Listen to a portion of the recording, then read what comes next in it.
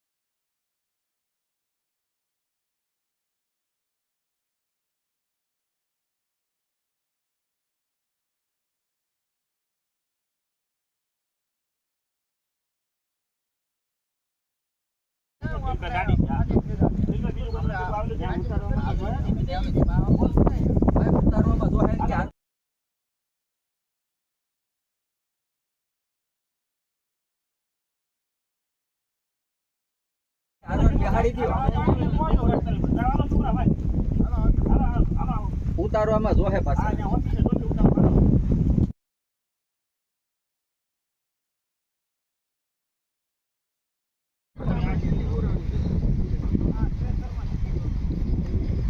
ભાઈ લેજો ભાઈ લેવડાવો તો ભાઈ લેવડાવો અંદર હોય તો જોઈ લો ને કપડું